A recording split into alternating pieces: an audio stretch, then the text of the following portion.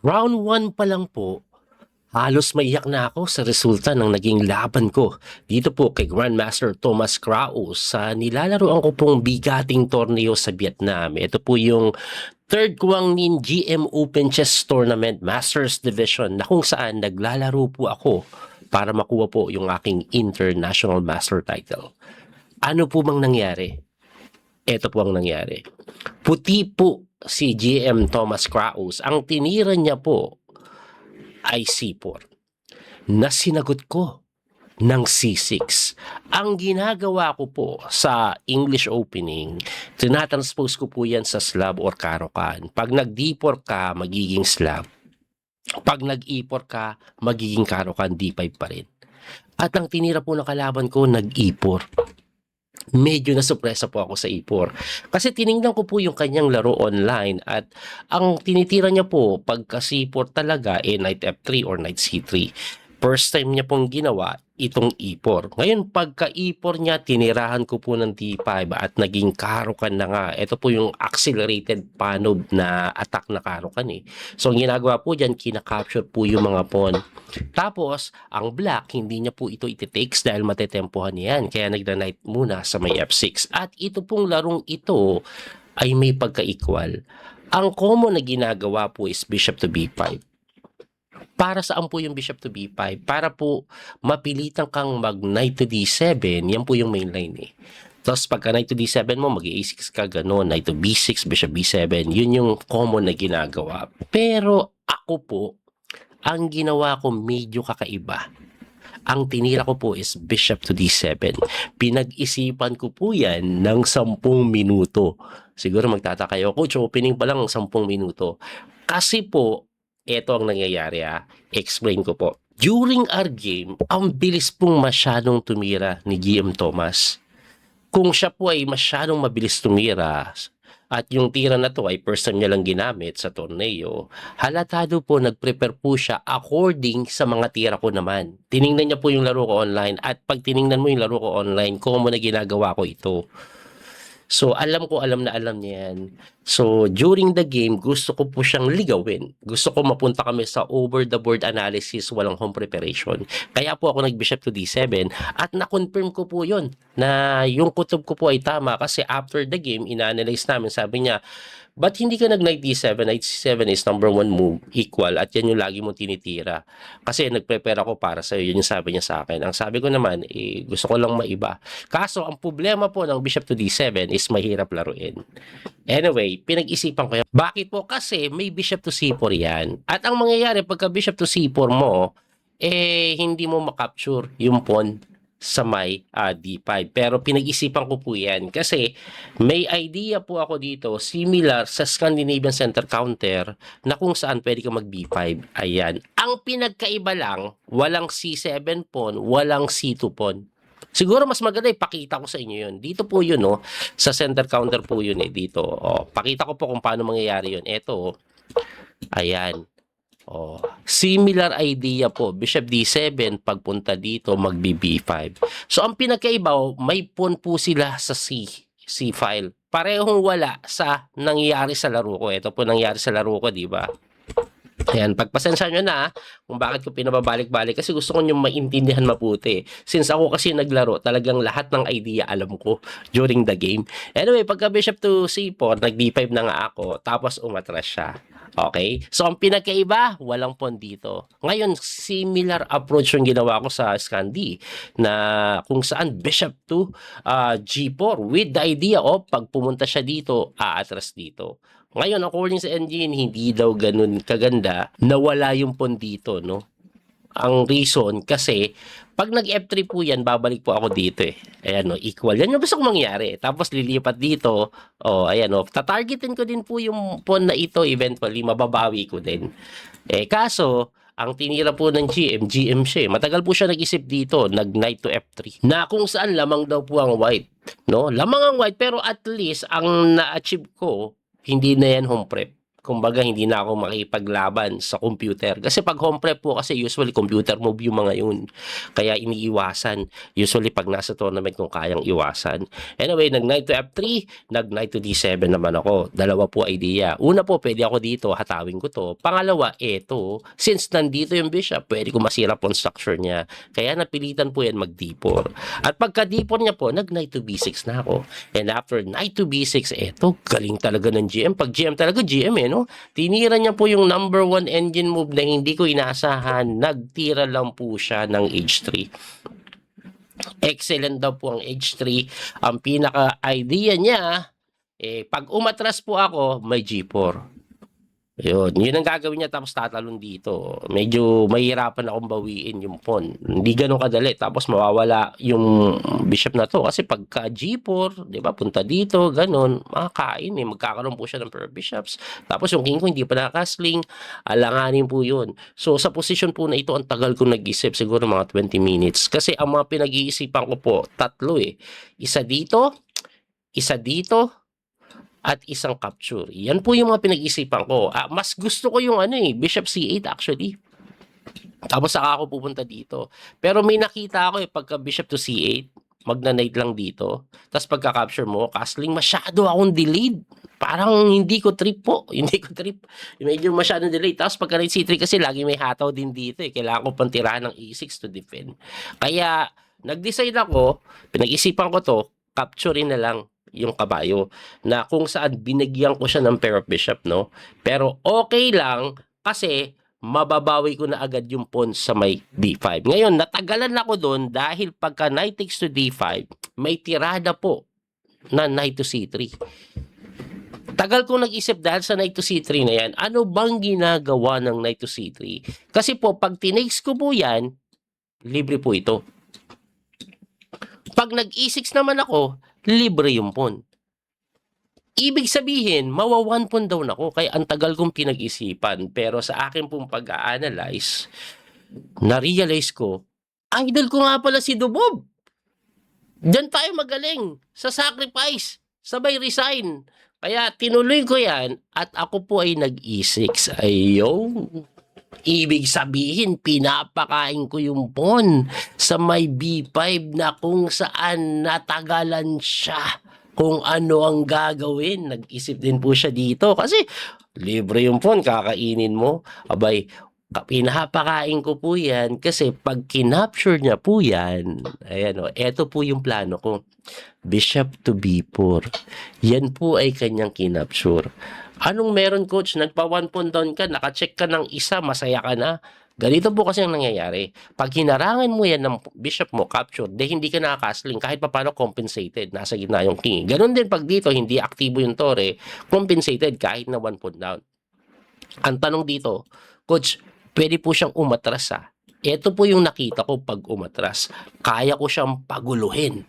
Paano? Pwede po ako mag-knight takes Yan po yung plano ko. Tapos pagka pawn takes, may sacrifice ako. Queen takes to d4. Yan yung na-analyze ko. Pero it turns out, sabi ng engine, hindi daw tama yan. Pero ito po yung analysis ko. Ipakita ko lang bago ipakita ng engine analysis na. Ito po, pagka-check dito, kicking movement ko lang. Ngayon yung castling, kakapture ko dito, may atake dito, naghahamon. At mapipilitan kang ipalit. Ang ending, yes, may pair of bishop siya, hindi maganda yung position ng king ko, pero 1 pawn up ako. Yun yung aking nilalaban dyan. Pero ibalik natin na, kasi etong engine, medyo halimaw din kasi talaga mag-isip Ang best mo pala dito, magkakasuling ka lang. Tapos pagka-capture mo na ganyan, hinahamon mo Reyna, bishop a4 lang. Hindi ko nakita yung bishop a4 sa analysis. Kasi libre yan Pero hindi mo pala matakes kasi may capture tone. So, ang ending, magkiking f8 ka and then magbi-bishop to e3. Yes, 1 pawn up ako, pero yung king ko alanganin. Anong pinagkaiba niyan sa kanina? Sa kanina, 1 pawn up, alanganin yung king. Walang reyna, pero ngayon may reyna. Kaya hindi daw maganda. Pero na-miss namin pareho yung tira ng bishop to a4. Lalim nun Hindi na pumasok sa isip ko yung bishop to a4 na yan Anyway, since nakita din ng GM yung idea ng queen takes to d4, nag-decide yung GM. Sabi niya, bakit ko papaguluhin? 1 pawn up, kicking mo ban lang kita, sir? Kining mo ban lang ako? With the idea, of rook to E1 or D1, tapos tatakbo siya dito, safe na yung king niya. Safe na yung king niya. Pero syempre, nakita ko yan. Bago ko pinakain niyo po, nakita ko na tong sequence na to. Meron akong queen to D7. The idea is to attack the knight. Kasi yung knight na yan, mapipilitang bumalik. At pagkabalik, magbi-bishop takes to C3 ako. Nakita ko yung mga sequence na yan. Bakit? Para pagka-takes. Kaya po ako ng queen to D7 para may queen to B5. Anong idea ng queen to B5? Chine-check ko yung king. Gusto kong bumalik siya doon para yung rook niya hindi maging aktibo bago tumakbo doon. Kasi pag bumalik siya, mababarahan. Ngayon, anong meron, coach? Ay pwede namang harangan. Hindi po pwedeng harangan kasi may takes, nakapin ka eh. O, di nabawi ko na yun po, isolated pa to. Di ba? Ganun mangyayari kaya hindi niya po hinarang. Ang ginawa niya, nag-king lang dito eh. Kining mo ban lang ako ng ganon? Eh, sabi ko, teka lang alam ko na this, king E1 ka lang. Rook to C8, hataw po sa C3, dumipensa, and then kinaslingan ko. So, dito po, gumanda yung pakiramdam ko sa posisyon. Feeling ko actually, lamang ako eh. One pawn down ako, pero yung king niya nasa gitna, may weakness siya sa C3, na pwede ko na siya maatake. Ang nagiging problema na lang, sa sitwasyon po na ito, if I'm not mistaken, ang oras ko, less than 30 minutes na lang. Pareho kami actually. Ang time control po, 1 hour and 30 minutes plus 30 seconds increment. So may isang oras na yung nagamit namin pareho. Pagkatira po ng rook or castling, tumira po ng rook to C1, na sinagot ko ng knight to C4. Ayan, hinahataw ko to. Pagka knight to C4, tumira lang siya ng H4. Aba, anong idea? Iaangat yung tore para may konting depensa. Para aktibo na. Kasi nga, hindi nga magamit yung tore, yun yung habol ko eh. So, i-activate niya. Ngayon, since, sabi ko parang nagsayang siya ng tira dyan nag-delayed. Baka pwede na akong mabomba sa gitna at yun yung ginawa ko. Number 1 engine move, E5. Yun, no? Idea ng E5, para mabuksan yung E-file king at the center, pwede nating ma-pressure. Immediately po, kinapture niya po yung aking kabayo na binawi ko ng reyna. At sa kanya po, kinapture yung pawn na yan sa may E5. So pagka-takes niya po sa E5, nag-rook to E8 ako. So napaka-basic po ng idea, king mo sa gitna, papatayin natin yan by opening the E-file na kung saan dinipensahan niya na may hamon. At pagka-depensa may hapon ko, ma-capture ako. Siyempre, yung king niya po nasa gitna, wag mong ipapalit yung reyna. Yan yung malakas na pang-atake para makakuha ng mate. Anyway, pagka-takes ko po sa A2, tumira po siya ng rook to H3. Number 1 engine move. Gustong dumipensa, gustong pumunta dito, pwede din later pandepensa dito. Ang ginawa ko po, naku po, medyo may katagalan po ako nag-isip dito eh. Alam ko, may 5 minuto eh. Kahit na mababa na oras ko eh. Dito halos naubos oras ko eh. Kasi po, ito po ang nakikita kong idea sa kanya, no? Gusto niya po mag-C4 para yung pawn masusuportahan tuloy-tuloy. Yan po yung idea niya. Ang first move ko talaga F6. Oh. Kaso, hindi ko nga magawa yung F6, hindi ko maitira yung F6. Alam mo kung bakit? Ayoko po ng tabla. May nakikita ka sa linya, pwedeng matabla eh. Pag nag-F6 ka kasi, may idea siya na pwede mag-bishop to E3 lang eh. Ayan no, bakit? Pwede niya na itong capture, hindi na nakapin eh. May depensa naman po na 3, no? Ngayon, nahahamon po yung reyna. Mapipilitan akong ipalit yan kasi pag tumakbo ko, kakainin niya nga ito. So, pag pinalit ko naman, mababawi ko yung pawn, pero halos tabla kasi medyo nabuhay eh. Napalit yung reyna eh. Kaya hindi ko po ginawa yung tirada na F6. Number 1 engine move yan, pero equal. Ang pinili ko po, is rook to C4. Para hindi po aktibo ito, tapos saka po ako mag-F6. Yan yung ginawa ko, rook to C4. Hindi lang yun, no? May idea po ako, later on, pwede ako dito, tapos gaganituhin ko siya. Kaya rook to C4 ang tinira ko eh. Well, equal rin daw ang rook to C4. Pero kung titingnan mo yung posisyon, kasi maraming piyesa, yung king niya hindi safe, parang mas malaki yung chance kung manalo ko yan, yung gagawin ko. Kaya ako po ay nag-rook to C4, tapos tumira po siya ng H5. Number 1 engine move din eh. Oo, sabi niya, wag mong pansinin, H5 ka lang. Ang mga nakakatakot na threat, gaganon, tapos gaganon. So ako nag-queen to A4. Ayan no, para dalihin na siya dito. Na kung saan, kumembot yung king. Ayun, ang pinaka-idea ang nakikita ko po, pag nag-rook to E4 ako, mag-queen to D3, hitting the knight. At pag kinapture ko po ito, itutulak na yung pawn. Yun yung sinasabi ko nakakatakot eh. Biglang magkaka-pass pawn pa siya. Tapos yung king niya medyo safe na. Kaya, naku po, natagalan na naman ako dito. Pero ang tinira ko po, F6. para mapilitan siya magtulak. At pagkatulak, another idea ang pinag-iisipan ko po dito. Pwede ko po rin ituloy ito, kaso may queen to d3 nga, no? Pero mas pinili ko po ito pong tiradang rook to c6. Ayun. Nag-iisip din po ako ng queen to c6 eh. Kaso may rook to d1 eh. Ano pong pinagkaiba nun? Di ba may rook to d1 pa rin naman para pagka-capture mo, dalawang tore, hindi po. May malalim po na idea dyan. Pwede ko pong kainin yan. Kasi pag tinigs na po ito, capture, it looks like nakakuha siya ng dalawang tore, kapalit na may check. Siyempre, pasado kay harang bishop, kundi babagsak. Tapos may simpleng queen to g4. Ayan po yung aking nakita. Hinahataw po yung tore. Pag umiwas po yung tore mo, una, pag check, angat lang eh, di ba? Tatakbo ka na naman. Let's say, umiwas ka dito, hitting the knight. May napakaganda pong knight to f4, hitting the rook. Sasabihin nyo, coach, pwede naman to ah. Ayan ah. Simpleng queen lang doon, tapos ang labada mga sir. Kaya hindi po pwede. Yun po yung aking nakita. Kaya ako po ay nag-rook to c6. Wala nang rook to d1. Anyway, ang ginawa niya po is tumira po ng c4, number 1 engine move. At pagka c4 po, dalawang option ang pinag-isipan ko. Pwedeng kumapture dito, pwedeng kumapture doon. Mas pinili ko po ito pong rook to e6. Kasi pag yung isa, which is best mo pala yun, mawawalan ng bantay dito eh. Natatakot ako dito eh. Kasi pag example lang, no? Pag ito po nakita ko eh. Tatakbo lang yung Reyna, queen to d3. Oh. So, pag takbo na naman ng kabayo, matutulak na to na matutulak. Kaya, mas pinili ko po yung isa. But it turns out, pasado na pala ito daw mas maganda, no? Anyway, ang ginawa ko po ito, at siya po ay tumira ng queen to g4, expected ko po yan, and then nag-knight to b6 ako. Yan talaga pinakaplano ko para maintain po ang pressure dito sa may c4. Ngayon, sa position po na ito, ang oras po namin, pareho po kami, less than 2 minutes na lang.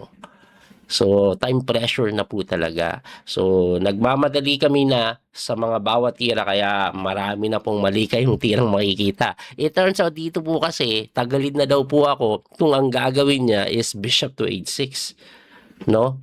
Pero ang pinili niya po kasi, rook to g3. Na kung saan, sinagot ko ng 2. E7 kasi mamatiin. Ibalik ko lang po ano. Anong pinagkaiba pag ito ang inuna? Kasi ganun din naman mangyayari, di ba? Dito po may rook to d3. Anong ginagawa ng rook to d3? Dito ang tama. Masakit 'yun. Masakit. Kasi pagka-check angat capture dito. Tagilid. Kaso wala kaming oras na eh. Alam ko, bumaba na kami dito pareho ng less than a minute. Yan, natagal yung pinag-isipan yan. And then, nag-rook to g3 siya. Less than a minute kami pareho na. Kanina, less than 2 minutes. Ito, less than a minute. Inaatake niya na nakaganito ako. Ngayon, ang pinagkaiba niya, pag pumunta ka dito, wala ka ng threat sa g7. Diba? So, kumbaga, hindi masakit ang tama nun. Kasi, pag gumanyan ka lang, para baka kainin ko lang pa rin. Check, angatan lang eh. Diba? Anyway, na time pressure siya dito. Pagka rook to e7 ko, ang tagal niya nag-isip hanggang bumaba siya ng 10 segundo. Akala ko matatalo na sa oras eh. At siya po ay tumira ng queen to d4 na blunder. Nag-blunder. So, pagkatira niya yan, isip din ako. Less than a minute din ako dito. Sabi ko, blunder ba to? Pinapakain lang ah. Wala ba siyang tricks? Ang gusto niya mangyari, check eh. Tapos libre to, di ba? Ang gusto niya mangyari, eto po, no? Pagka-check niya diyan, hindi ako makaharang, no? Aangat ako. Tapos may rook takes dito, capture dito, takes diyan. Yan yung nakikita kong threat niya. Kaso, sabi ko, pagka rook takes to c4 ko, hindi na pwede yun. Kasi pagka ganun mo, harang eh. Nabuksan yung Reyna. Yan yung nangyari. Sabi ko, blunder ba siya? Blunder ah. Kaso wala kang oras eh, kaya hindi ako sigurado. But it turns out, yes, nag-blunder talaga siya. Kasi dito po, pwersado siyang gumalaw yung Reyna. Akala ko nung una pwede ito eh. Tapos pagka-capture mo, haharang siya Reyna, di ba? De okay pa siya. Hindi, kasi pag kinapture niya to, mati siya sa ilalim. Yun, nakita ko yun. Sabi ko, ay, yari na pala siya. So, napilitan po siya na mag-queen to d3. At pagka-queen to d3, sinimplihan ko lang yan, rook to d4, medyo mabilis ko ng tiniran kasi wala nang oras, less than a minute, tumakbo siya doon. Tapos dito, nag-isip ako ng konti, hindi ko nakita yung best move, which is knight to c4, tapos na pala yung labada. Kasi pag inahin yung Reyna, may capture doon, check, tapos yun, isang pyesa. Ang ginawa ko, chumek ako, mali pa pala. Pero nakita ko kasi ito one pawn up eh. 2 pawns up na. Di ba? Sabi ko, ito pinakamadali. At ang nangyari, chumek, humarang ako, kinapture, takes, chumek, humarang ako, nagkapalit na ganyan, at tumira siya noon, nag-rook to C8, pinin, nag-king move, binibilisan ko na lang yan. Lahat po yun persadong tira eh. Wala na kaming oras, less than a minute kami pareho eh. Sa seconds na lang kami umaasa na increment sa 30 seconds. So ang ginawa niya po, nagdoon, tinula ko yung pawn, nag-rook to C6, umangat yung king, and then nag-F4. So ito po, obviously, winning na ako. Ang problema na lang namin, time pressure ako, so sinisigurado kong walang counterplay. Ang ginawa ko po is nag-rook to A7 para walang check. Kasi ang gagawin ko, gagalaw ko yung knight eh. Nag-king move siya. Nag-knight to F8 ako. Tumira po siya ng F5. Sabi ko, naka-F5 ka, balik na ako. Dito na ako pupunta. So ang ginawa niya po is nag-rook lang sa ilalim.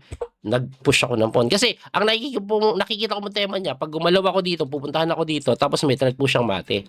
Kaya G6 ko. So pagka G6, nag-G4, inangat ko yung kabayo, dinipensahan niya ng king, and then nag-rook lang ako dun sa may D7. Mali pa pala, mas maganda pa pala dito eh, para dito daw eh. Pero akala ko pareho lang yan, kasi pagkatira po dun, nag-rook siya dun, na kung saan sinagot ko po ng rook sa may D4, at ang oras po namin, pareho po kami. Pareho po kami, less than a minute pa rin. Okay? Actually, less than 30 seconds eh. Sa increment lang talaga, nag-iisip talaga kami, pero wala nung time, di umangat. Okay, dito, chumek, umangat ako, and then kinapture niya. At pagka-takes niya po, dito po, nag-isip talaga ako kasi may tricks akong nakikita na kung sakaling mag-rook takes ako, siya po ay magkiking dito. Pero, nag-isip ako sa kung paano ko naman natang kainin yan. So, kinapture ko. Okay? Kasi, completely winning pa rin eh. Di ba? So, pagka-capture ko, nag-king move siya. Ngayon, gusto ko pong mag-king to G5. Ang nagiging problema ko sa king to G5 is yung mga idea na baka may check. Nakakatakot yung check. Natatakot ako sa check kasi pagka-check, tapos may capture siya dito. Pero it turns out, pagka-check niya pala dito, kakainin ko lang to. Isa pa pong iniisip ko, ito. Ayan, may pressure dito, baka madali yung knight. Something like that yung iniisip ko. Kasi pag nawala yung knight, like for example, nag-king move ako dito, pumunta ako dito, di ba? And then, capture ako dito, rook takes to F6. Oh, medyo nakakatakot pa eh. Yung king ko kasi, nandyan eh, rook E6 with the idea of this. Yung tori ko, medyo alanganin. It turns out, this is completely winning. Rook to F4 lang ganun. Kaso, nakakatakot yung mga play, baka makatabla. So, ang nangyari, ganito. Kakaisip ko, umabot yung time ko ng 3 seconds. Pagtingin ko, 3, 2, 1. Nataranta ako. Kinapture ko. Kasi, nataranta talaga ako sa time eh. Naging oras ko, 31 seconds. As in, 1 segundo nung nakatira ako. 1 segundo. Ngayon, pagka-takes ko, kumapture po siya, nag-king move ako, and then nag-bishop to D8. Ayan. At dito po, no, sabi po ng engine, slightly better pa rin ako kasi lamang ako 2 pawn.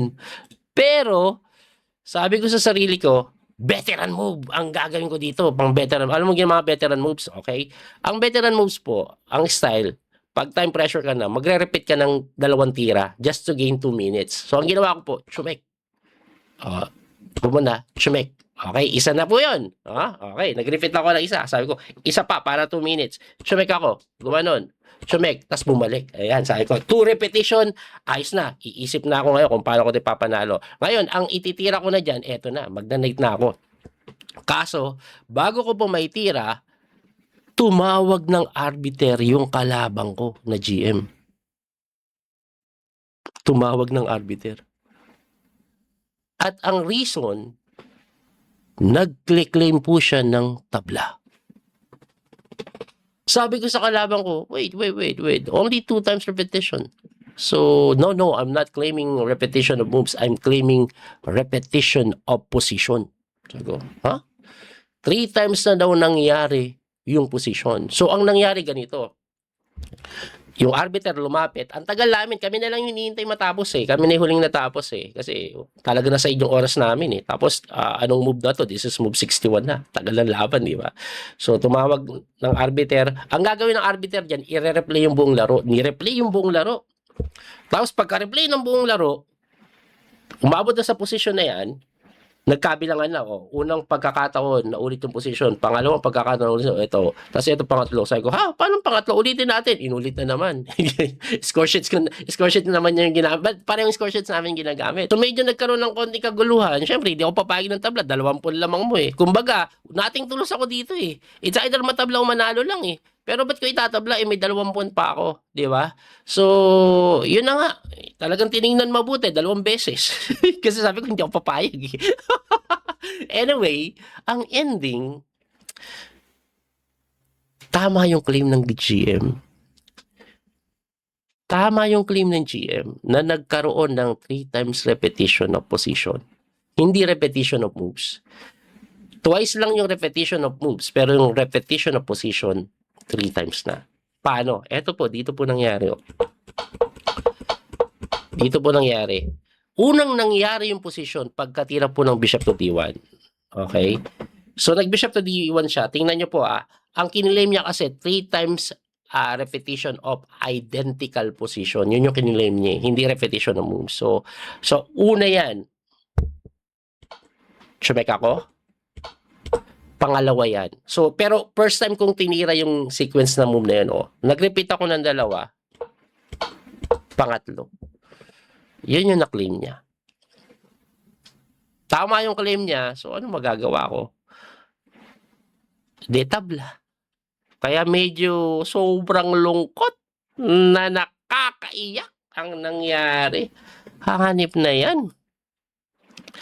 Sabi ko sa sarili ko, ang gandang simula sana to. Tatalunin ko yung GM. And completely winning eh. Pero wala eh. First time po nangyari sa akin yan na natablahan ako ng ganun. Repetition of position in a completely winning position. Medyo nakakalungkot talaga sobra. Nanlumo ako nung natabla eh. Kasi supposed to be an easy win eh. Tingin ko kahit yung anak ko si Jade na babae, mapapanalo to. Huwag lang siya mag-repeat ng moves eh. Grabe nangyari. Kaya ayun ang ending. Natabla, kalungkutan. Anyway, on the other side, sabi ko, inisip ko na lang, sabi ko, well, nakatabla ako sa GM, kalaban ko kahit papano, hindi na masama, di ba? Kaso, yung chance kasing tumalo ng GM, nandun eh. Di ba? Yung norm kasi, na hinahabol natin, mas lalaki yung chance pag tumatalo ka ng title player. Eh, natabla. Ano magagawa natin? Anyway, dahil po sa tabla na yan, round number 2. Kalaban ko po isa pong international master, bata lang, very active player na naghahabol ng Grandmaster title from Indonesia. Anong nangyari? Abangan niyo po yung susunod na video. Muli ito po yung Coach P, the Master, Daniel Causo. Hanggang sa muling pagkikita. Don't forget to like and share, follow, subscribe. God bless pa mga kabiyahe. Bye-bye po. Thank you po sa support. That little mouse, 'cause I'm an albatross.